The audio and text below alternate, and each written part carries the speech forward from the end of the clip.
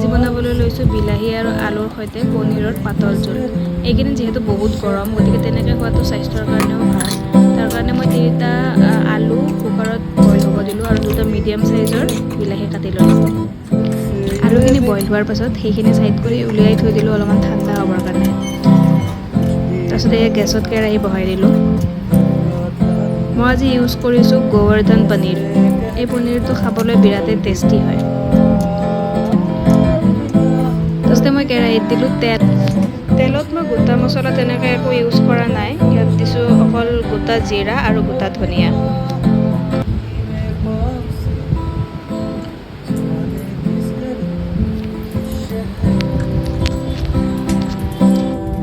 তাৰপাছতে দিলোঁ কাটি থোৱা বিলাহীখিনি অকণমান ভজা যোৱাৰ পিছত ইয়াত অলপমান কেইটুকুৰামান আদা দি দিম। আজি মই পিঁয়াজ আৰু নহৰু ইউজ নকৰাকৈ বনাম।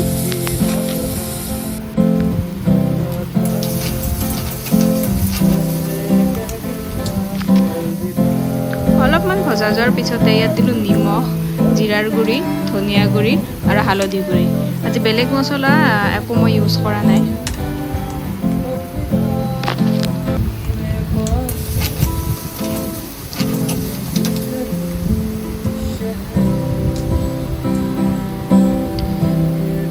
এইখিনি দি উঠি অকণমান পানী দিছোঁ যাতে মানে ভালদৰে ভজা যায় আৰু তাৰপিছত অলপমান ঢাকনি মাৰি কেনে থৈ দিলোঁ।